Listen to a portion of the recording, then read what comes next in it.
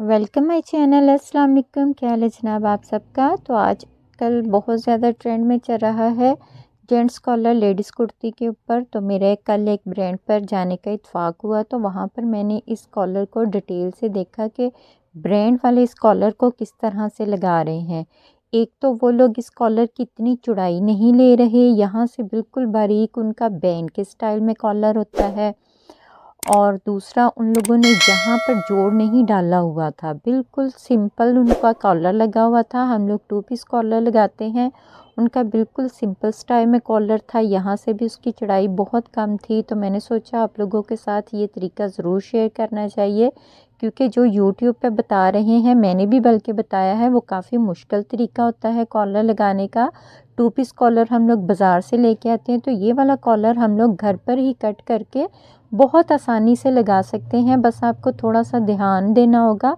और ये इतना ज़्यादा उन्होंने सख्त भी नहीं था लगाया हुआ, बिल्कुल सॉफ्ट सा हल्का सा कॉलर था और बहुत इसकी ग्रेस आ रही थी। तो चलिए मैं आपको आज इस कॉलर की कटिंग करना और स्टिचिंग करना दोनों ही बताऊंगी बिल्कुल आसान तरीके से। तो सबसे पहले हमने अपनी शर्ट ले लेनी है, उसका ऊपर से गला कट कर लेना है।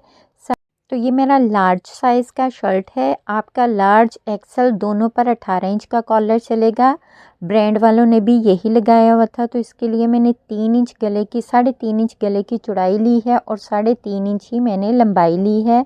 और इस तरह से हम इसको राउंड कट कर लेंगे। इसकी हमने बहुत ज़्यादा गहरी गुलाई नहीं करनी, आपने बिल्कुल इसी शेप से इसकी गुलाई करनी है। मीडियम के लिए आप 1 या 1.5 इंच कॉलर कम कर लेंगे। ये आपका लार्ज और एक्सेल लार्ज है। इसी तरह बैक से मैंने हल्की सी बिल्कुल गुलाई दे ली है, 1/2 इंच से भी कम की, ठीक है।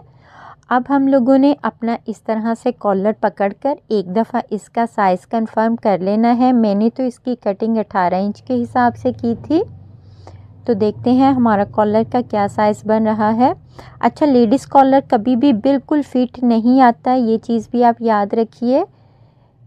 तो ये देखें, ये मेरा 9 इंच पर, इसको जब मैं डबल करूँगी तो ये मेरा 18 इंच पर आ जाएगा। ब्रांड वालों ने भी एक्सेल पर उन लोगों ने 18 इंच का कॉलर लगाया हुआ था। तो अब हम लोगों ने कॉलर कट करना है। इसके लिए मैंने बुकरम लिया है, जो जेंट्स कपड़ों में यूज़ होता है वो वाला। तो इधर देखिए मैं 9 इंच पर निशान लगाऊंगी, क्योंकि ये हमारा डबल फोल्ड है, तो ये हमारा 18 इंच ही बनेगा। इस तरह हमने एक सिंपल लाइन ड्रॉ कर लेनी है और एक इस तरह लाइन ड्रॉ करनी है। अब हम लोग 2.5 इंच पर ये कॉलर लेंगे। आप तकरीबन 2.5 इंच से थोड़ा सा ज़्यादा कर लें, ज़्यादा आप चौड़ा ना करें। अगर आपने बिल्कुल ब्रांड के स्टाइल में लगाना है तो फिर आप 2.5 या 2.25 लेंगे, इससे ज़्यादा ना लें। इस तरह देखें हमने अपना लगा लिया है निशान। अब हम लोगों ने यहाँ से 1 इंच पर लेना है। 1 इंच ही हम यहाँ से गुलाई के लिए 1 इंच ही हम इसकी लंबाई लेंगे और 1 इंच ही हम इसकी चौड़ाई लेंगे। यहाँ से ये जो मैंने 1 इंच पर निशान लगाया है, यहाँ तक हमने इसको इस तरह, पहले आप सीधी लाइन लगा लें ताकि आपको गुलाई ट्रेस करने में आसानी रहे। फिर हम इस तरह से हल्की सी गुलाई दे लेंगे, बस इसका कोना ख़त्म करना है इस तरह से, ठीक है। अब हमने वो जो हमारा कॉर्नर बन रहा है वहाँ तक अपनी सीधी लाइन ड्रॉ कर लेनी है। ये कोना भी ऑप्शनल होता है, आप लोग चाहें तो बिल्कुल इस तरह बहुत ज़्यादा तिरछा कोना कर लें, आप चाहें तो सीधा कर लें, ये आपकी अपनी पसंद है। आप चाहें इसको कम कर लें, ये आपकी अपनी पसंद है, ठीक है। तो मैं इसको यहाँ पर थोड़ा सा कम कर लूँगी, मुझे इतना ज़्यादा तीखा कोना नहीं चाहिए, तो मैं इसको इस तरह 1/2 इंच कम पर ले लूँगी। बाकी अब हमने नीचे से कटिंग करनी है, तो नीचे से जो हमने साइज़ लेना है वो हमने 3.5 इंच लेना है, जो हमारा बैक से गला था। तो 3.5 इंच के बाद हमने यहाँ से ऊपर की तरफ 1/2 इंच लेना है। तो ये 3 इंच तक हम सीधी लाइन ड्रॉ कर लेंगे। 3 इंच के बाद हम लोग अपने लास्ट तक इस तरह अरेब लाइन ड्रॉ कर लेंगे इस तरह से, ठीक है। आप चाहें तो पैमाने की मदद से कर लें, चाहें तो वैसे ही कर लें। अब हम लोग इसको सिंपल कट कर देंगे, अपना सारा जितना भी हमने ड्रॉ किया है। ब्रांड वालों ने बिल्कुल ये सिंपल तरीके के साथ कॉलर लगाया हुआ था, उन लोगों ने कोई 2 पीस कॉलर नहीं लगाया हुआ। तो आप लोग भी परेशान ना हो, बिल्कुल इस सिंपल तरीके से आप लोग भी अपना कॉलर खुद ही घर पे कटिंग करके तो आप बना सकते हो। आपने बिल्कुल हल्के हाथ से यहाँ से कटिंग करनी है, आहिस्ता आहिस्ता, क्योंकि ये दूसरा बुकरम होता है तो इसको ज़रा संभालना मुश्किल होता है। या आप ऐसा करें, हल्की सी प्रेस के साथ इसको आपस में अटैच कर लें, फिर कटिंग कर लें। ज़्यादा गर्म प्रेस नहीं लगाएंगे, ये आपस में चिपके ना। तो ये देखिए, बाद में हम लोग अपना चेक कर लेंगे कहीं से ज़्यादा तो नहीं। तो ये मेरा यहाँ से थोड़ा सा ज़्यादा था, मैं इसको कट कर लेती हूँ। इस तरह से हमारी देखिए कॉलर की बारीक सी बिल्कुल बैन के स्टाइल में इसकी शेप थी, तो ये हमारा बैन के स्टाइल में ही बन रहा है। अब मैं इसको सिंपल अपने कपड़े के ऊपर अटैच कर लूँगी। अच्छा, कॉलर अटैच करते हुए आपने खास ध्यान रखना है कहीं से भी आपके कॉलर के अंदर बुलबुला ना बने। कपड़े का बुलबुला इस कॉलर में बन जाए तो वो फिर बहुत बुरा लगता है। आपने इसके लिए पानी का स्प्रे करते जाना है और इसको प्रेस करते जाना है। उसके बाद हम लोग इस तरह से अपना एक्स्ट्रा कपड़ा सारा कट कर देंगे। नीचे से कट करने के बाद इस तरह से हम ऊपर की तरफ इसको फोल्ड कर लेंगे। अब हमने सेम साइज का एक और कपड़ा ले लेना है। तो मेरा कपड़ा थोड़ा कम है तो उसमें मेरा थोड़ा जोड़ आएगा, तो कोई प्रॉब्लम नहीं, आप लोग अपना पूरा कपड़ा ले लें।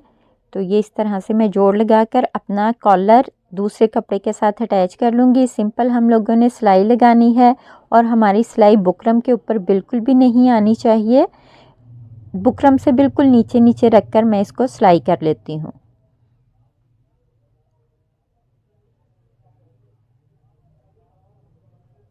तो ये मैंने सिलाई लगा ली है अपनी सारी साइडों के ऊपर। अब देख सकते हो यहाँ से मैंने बिल्कुल बंद कर लिया है, नीचे से भी सिलाई लगा ली है और मेरी कहीं से भी सिलाई बुकरम के ऊपर नज़र नहीं आ रही। अब हम बिल्कुल सिलाई का हल्का हल्का मार्जिन रखते हुए एक्स्ट्रा सारा कपड़ा कट कर देंगे। आपने कॉर्नर से कपड़ा ज़रूर एक्स्ट्रा कट करना है, वरना यहाँ से शेप नहीं आएगी। उसके बाद यहाँ पर हमने कट लगाना है ताकि हमारे कॉर्नर अच्छे से बैठे। नीचे से भी हम लोग सिलाई का मार्जिन रखते हुए एक्स्ट्रा सारा कपड़ा कट कर देंगे। अब हम अपना कॉलर सीधा करेंगे। इसके कॉर्नर आप किसी सुई की मदद से या कैंची की कोने की मदद से अच्छी तरह से निकाल लोगे।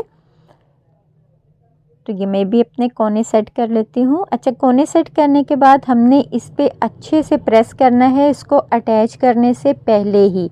कॉलर की फिनिशिंग के लिए इसकी इस्त्री बहुत ज़रूरी होती है, जो मैं लास्ट में आपको कॉलर की गुलाई निकालना बताऊंगी। आप लोग वीडियो स्किप मत करें। कॉलर सिर्फ कट करना ही नहीं, कॉलर की गुलाई बिठाना बहुत ज़रूरी होता है, जिसका एक डिफरेंट तरीका होता है। मैं आपको वो डिफरेंट तरीका बताऊंगी। तो आप देखें, मैं पानी की मदद से अपना सारा कॉलर बिठा रही हूँ। मैंने छोटी छोटी बात आप लोगों के साथ शेयर की है ताकि आप लोगों को कोई प्रॉब्लम ना हो। अब हम लोग कॉलर के सेंटर में एक निशान लगा लेंगे और इसी तरह शर्ट के सेंटर में भी एक निशान लगा लेंगे। गले के सेंटर में हमने कॉलर अटैच करने से पहले अपना साइज़ कंफर्म कर लेना है कि हमारा साइज़ कॉलर के मुताबिक है। अगर छोटा बड़ा हो तो आप ये अटैच करने से पहले ही अपनी ये गलती ठीक कर लें। अब चलते हैं हम मशीन पर। आपको मैं कॉलर अटैच करने का बताती हूँ।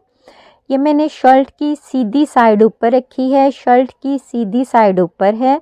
इसके ऊपर मैं इस तरह से कॉलर रखूँगी और यहाँ से सिलाई लगानी हम लोग स्टार्ट करेंगे। स्टार्टिंग में हम सिलाई अच्छे से पक्की करेंगे और हमारा कॉर्ना बिल्कुल एक दूसरे के ऊपर होना चाहिए, कम ज़्यादा नहीं होना चाहिए। अब आपको यहाँ से ध्यान रखना है कि नीचे वाला कपड़ा आपका खींचना नहीं चाहिए और जो कॉलर की आप सिलाई लगा रहे हो वो आपके ऊपर वाले कपड़े पे नहीं, बिल्कुल नीचे वाले कपड़े पर आए। देखिए, ये इस तरह से खालीपन हो, ऊपर वाला मेरा अटैच नहीं हो रहा, ये चीज़ आपने ध्यान रखनी है। और यहाँ पर आकर आप देख लोगे आपका निशान निशान के साथ मैच कर रहा है ना, इसका मतलब होता है आपका कॉलर बिल्कुल ठीक अटैच हो रहा है। अब फिर हमारी आगे से गुलाई आ रही है तो हमने ध्यान रखना है हमारा नीचे वाला कपड़ा बिल्कुल भी नहीं खींचना चाहिए। बिल्कुल हल्का हाथ रखते हुए हम अपनी ये वाली सिलाई कंप्लीट कर लेंगे। तो ये आप देख सकते हो मेरा यहाँ से भी कॉर्नर बिल्कुल बराबर आया है, हमारा बिल्कुल भी कम या ज़्यादा नहीं आया। ये इसीलिए है क्योंकि हमने पहले अपना साइज़ कंफर्म कर लिया था।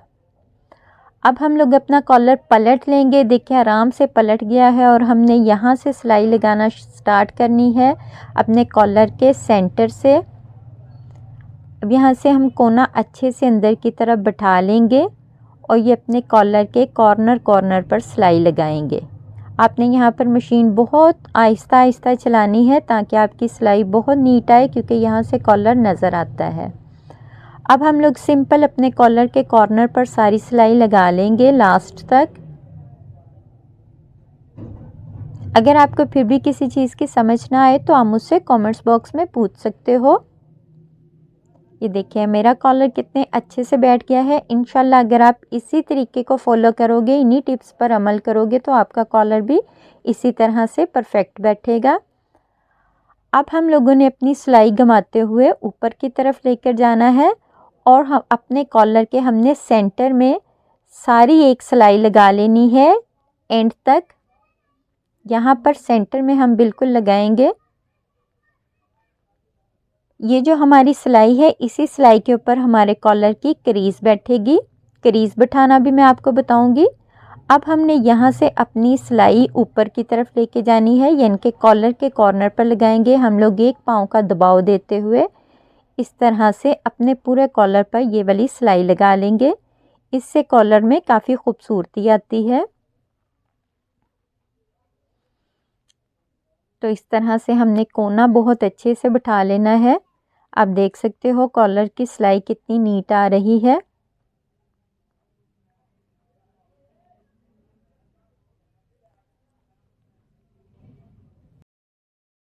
تو ہمارا کالر بن کے ریڈی ہو گیا ہے۔ اب ہے اس کے پریس کرنے کی باری۔ پریس اس کی بہت ضروری ہے آپ کے لیے سیکھنی۔ تو یہ دیکھیں ہم سب سے پہلے اس کے اوپر پھر سے پانی لگائیں گے اور اس کو اچھے سے پریس کر لیں گے۔ آپ کا کالر بالکل گرم ہونا چاہیے، گرم کالر ہی اس کی شیپ بناتا ہے۔ تو پانی کا سپرے اسی لیے ہم لوگ کرتے ہیں۔ اب ہم نے اپنا کالر اٹھا کر اس طرح سے سینٹر سے اس کو ملا لینا ہے ایک جیسا۔